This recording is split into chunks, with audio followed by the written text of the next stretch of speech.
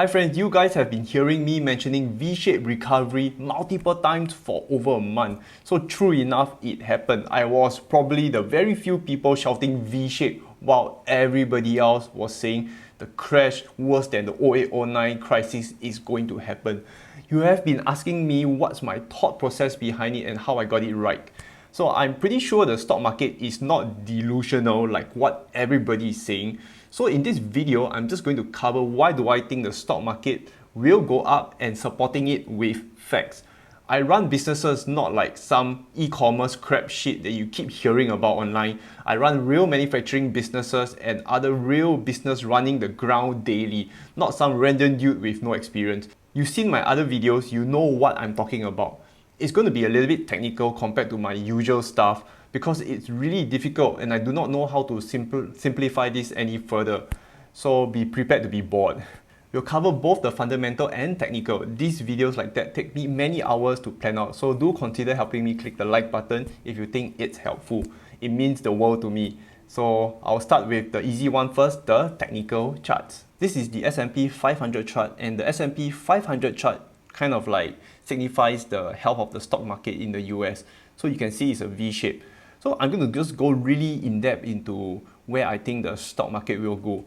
As usual, I always draw my support and resistance lines, and I'm just going to draw a line now. Okay, so this is a very significant line which I think you need to focus on. Okay, this line across here. I'm going to zoom in further.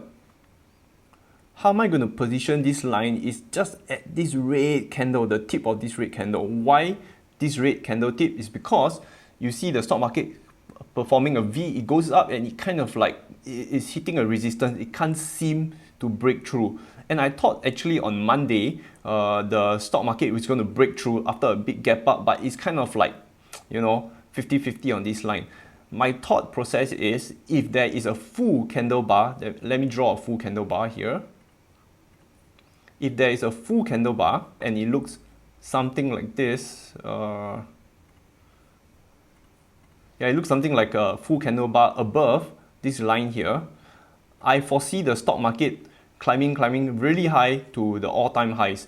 If it doesn't break this line here, I don't see the market going, I still see it moving sideways. Okay, maybe slightly down, but once it breaks this line, I am like 90% sure, nothing's 100%, but I'm 90% sure that the stock market will just keep climbing upwards. Because this resistance line here has been quite a pain in the ass.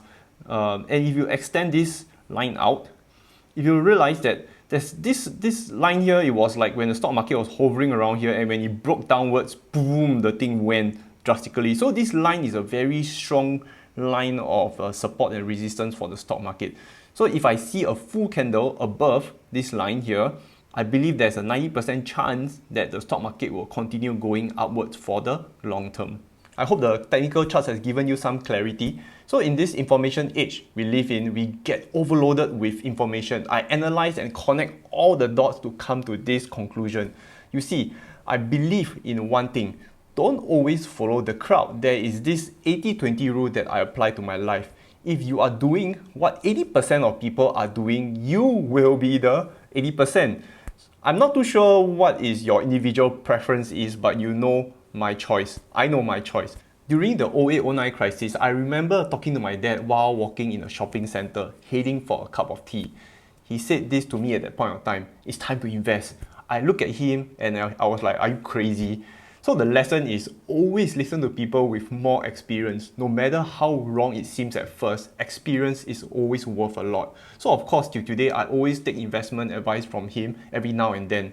Talking about it, I'm missing my gym sessions with him due to this lockdown. This flu 19 really sucks. Anyway, this is the latest from the Federal Reserve. He said, we are not out of ammunition by a long shot, and there was no limit to what the Fed can do. Let me paint you this visually. Imagine there's a diamond in the middle of the room and plenty of people are bidding for the diamond, and the central banks come in, the Fed walks in and say, if the price of the diamond drops, I will buy it. I want you to take a moment here, pause here, just think about this for the next 5 seconds. What's going to happen?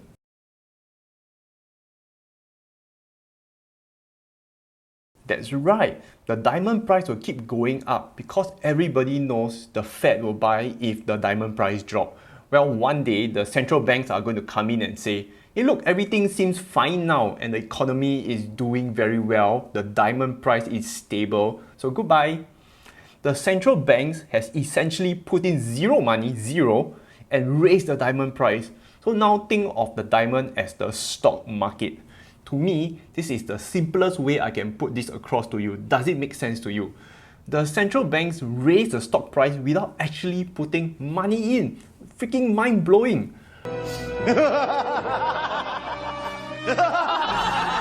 I will also cover some important indicators that makes me bullish. Let's look at the business side first. One of the biggest reasons recession lasts so long is because of out-of-control inventories. Imagine businesses just piling on stock a lot of inventories. So they pile up ahead of consumption, speculating there'll be tons of demand and consumers will show up and keep buying and buying. So when business holds a ton of inventory, this is a really big problem where we enter a recession, too much stock. Taking a look at this chart, if you look at the dot-com bubble, business were holding a lot of inventories before the recession, and same for the 08-09 crisis, they were holding a lot of stock. But if you look at here, just recently what happened, businesses weren't holding a lot of inventories, they were actually quite low on inventories. We were on the other side of that because we were facing so much tensions and on trade wars and uncertainty. Many businesses were conservative and kept their inventories low. You guys know I run a manufacturing business. My inventories was at an all-time low. In fact, after 20 years of operation, it was at all-time low. I'm sure many business owners will agree on this. And this sets up for a very V-shaped recovery when the consumer reappears. Businesses will need to scramble back up and keep up with consumption. So I'm actually kind of like seeing this in the beginnings in China already. My China suppliers are actually feeding back this information to me directly. This is a very good gauge where capital spending is going. Capital expenditure, commonly known as CapEx, are funds used by a company to acquire, upgrade, and maintain physical assets such as property, buildings, industrial plant, and technology equipment. So CapEx is often used to undertake new projects or investments of a company. So in this case, like all the three companies I invested in, mainly Tesla, Square, and Lumina, you see them continuing to reinvest in the business and spending on growth. In fact, COVID has accelerated their plans. I didn't see this back in 08-09 crisis. Plenty of companies were slashing their capex. So in 08-09, every sector was hit. But in this crisis, no, not all sectors was hit. See, like oil, consumables, retail, real estate, tourism, these are hit really bad. But there are two sectors that stand out.